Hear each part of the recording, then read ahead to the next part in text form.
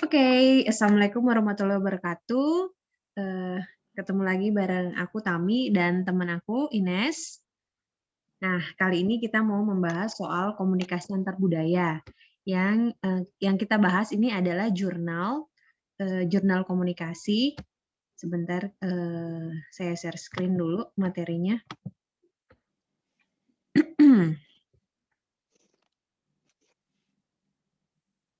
Hmm,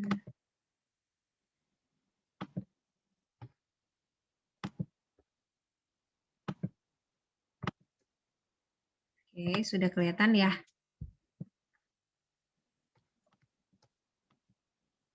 Ya, Oke, ini tugas kelompok kita, jadi jurnal komunikasi antar budaya yang akan diawali penjelasannya oleh teman saya Ines. Silahkan Ines. terima kasih Tami.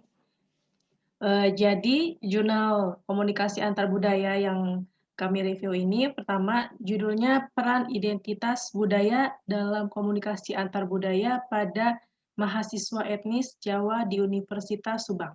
Dan penulis jurnal ini adalah Ahmad Basuni dari Universitas Subang. Latar belakang masalah pada jurnal ini, jadi itu sejak tahun 2013 ada peningkatan jumlah mahasiswa yang beretnis Jawa setelah Universitas Subang ini membuka program perkuliahan karyawan yang di mana masyarakat beretnis Jawa asal luar juga Subang ini mulai terdaftar sebagai mahasiswa di universitas itu. Nah, tentunya hal ini harus menjadi perhatian khusus, di mana identitas budaya mahasiswa menjadi indikasi bagaimana mahasiswa dapat berkomunikasi pada umumnya, baik itu di level komunikasi manapun, termasuk komunikasi antar budaya. Setiap komunikasi di level manapun, gangguan pastinya akan selalu ada, yang dimana gangguan tersebut salah satunya merupakan akibat penggunaan alat komunikasi seperti bahasa yang tidak dapat dipahami oleh satu sama lainnya dari adanya gangguan-gangguan secara semantik dan psikologis. Peran identitas budaya ini sejauh diperlukan untuk dikajikan bagaimana perannya dalam komunikasi antar budaya dengan adanya perbedaan etnis pada mahasiswa Universitas Subang. Tujuan penelitian ini tentu saja untuk menganalisa bagaimana peran identitas budaya dalam komunikasi antar budaya pada mahasiswa etnis Jawa di Universitas Subang.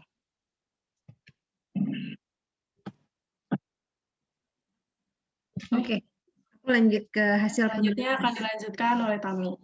Oke, dari hasil penelitian yang dilakukan berdasarkan jurnal komunikasi ini, jadi ada wawancara dengan 3 subjek dalam penelitian ini. Nah, hasil wawancaranya ditemukan temuan-temuan yang relatif sama dari ketiga subjek ini. Jadi subjeknya adalah mahasiswa beretnis Jawa yang berkuliah di Universitas Subang, di mana mayoritas dari mahasiswanya beretnis Sunda.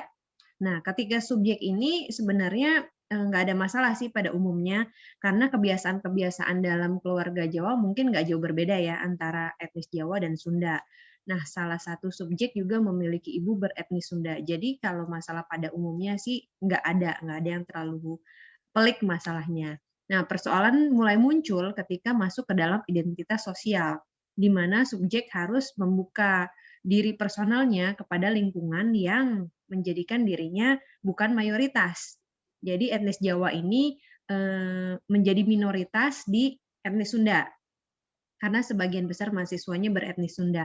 Nah, hidup di lingkungan sebagai salah satu etnis minoritas menghasilkan culture shock yang menjadikan subjek tidak dapat mengekspresikan dirinya secara maksimal. Jadi lebih tertutup gitu dibanding teman-temannya. Oke, silahkan Ines, metode penelitiannya. Ya.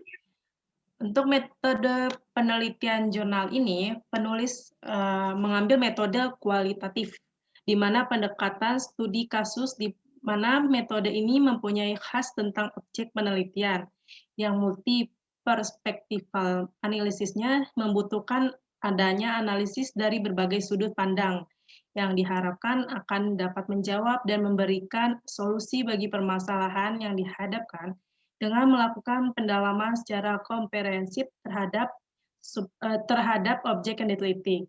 Dan subjek buat penelitian ini juga adalah mahasiswa Universitas Subang yang beretnis Jawa, baik itu warga asli Kabupaten Subang dan warga dari luar Kabupaten Subang yang berjumlah 3 orang mahasiswa. Dan teknik pengumpulan datanya itu melakukan wawancara, dokumentasi, dan observasi.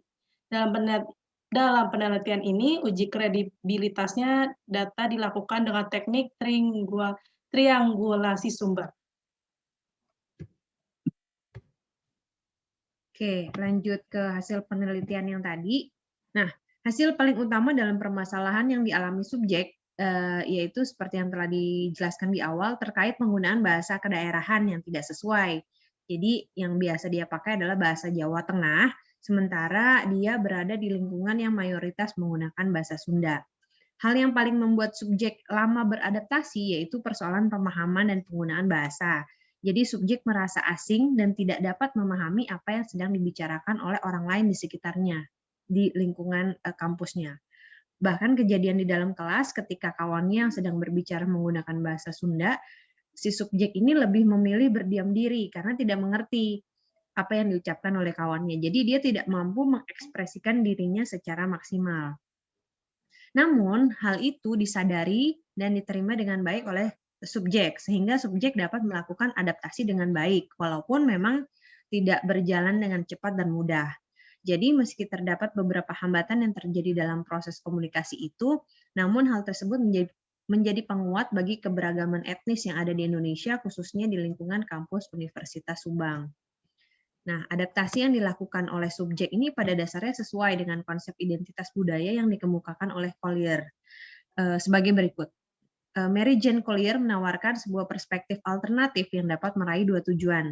Tujuan pertama, memahami mengapa kita dan orang lain berperilaku dengan cara tertentu. Tujuan kedua, mempelajari apa yang bisa kita lakukan untuk meningkatkan kelayakan dan efektivitas komunikasi kita. Kedua tujuan ini bisa diraih dengan memandang komunikasi dari perspektif penentuan peran atau enactment identitas budaya. Jadi memahami persoalan identitas dan melaksanakan sosial identitas yang dilakukan oleh subjek menunjukkan bahwa subjek mengambil perspektif alternatif sesuai yang disampaikan oleh Collier. Meski ada hambatan dan gangguan dalam prosesnya, perspektif alternatif tersebut dapat menjadi jembatan untuk memahami satu sama lain, sehingga memungkinkan terbentuknya kesepahaman atas perbedaan komunikasi yang ada. Jadi, komunikasi pada hakikatnya tetap dapat dijalankan dengan baik, dan pesan-pesan yang dimaksud dalam interaksi yang berlangsung ini dapat diterima dan diinterpretasikan sebagaimana mestinya. Kesimpulannya, pertama, identitas budaya itu membantu orang untuk memahami budaya dan kemudian dapat melihat dan merasakan budaya dari orang lain. Kedua, identitas budaya dapat memetakan keberadaan perbedaan di antara orang-orang, sehingga setiap orang memiliki batasan dan pemahaman atas tindakan yang hendak dilakukan. Yang ketiga, identitas budaya itu menjadikan proses adaptasi seseorang jadi lebih mudah, di mana seseorang yang memiliki etnis berbeda dengan etnis mayoritas, maka identitas budaya menjadi penanda adanya perbedaan yang dimiliki masing-masing. Nah, menurut saya sih penting banget bagi kita sebagai makhluk sosial untuk dapat berkomunikasi dengan baik, terutama menguasai komunikasi antar budaya ini. Karena Indonesia kan negara kepulauan terbesar di dunia ya, sukunya banyak, bahasanya banyak, budayanya banyak. Bahkan dalam satu suku aja, misalnya dalam satu suku Jawa Tengah aja itu macam-macam kan jenisnya. Ada Jawa Tengah yang Solo, Jawa Tengah yang Jogja, Jawa Tengah yang Banyumas kan, itu aja banyak banget gitu. Jadi sebenarnya gimana kita memahami perbedaan sih jadi dasar banget ya untuk kita bisa berkomunikasi dengan lebih baik. Jadi segala konflik dan perbedaan pandangan tuh dapat diatasi dengan komunikasi. Kalau menurut Ines ada tambahan nggak soal ini? Enggak sih, sebenarnya pendapat aku juga sama. Iya ya, intinya kita harus lebih paham juga ya, maksudnya kita nih berbeda. Gimana sih? Nggak cuma Jawa sama Sunda doang gitu kan. Lebih dari itu, dan budayanya juga macam-macam yang menurut kita wajar, menurut suku tertentu belum tentu gitu. Jadi ya sebenarnya komunikasi antar budaya ini penting banget sih dalam ilmu komunikasi ya, terutama dalam kita berkehidupan sosial. Begitu teman-teman penjelasan kita malam ini. Mohon maaf jika ada kekurangan dan kesalahan. Sampai ketemu di sharing-sharing soal ilmu komunikasi berikutnya. Oke, thank you Ines. Ya, selamat malam. Malam. Assalamualaikum. Salam.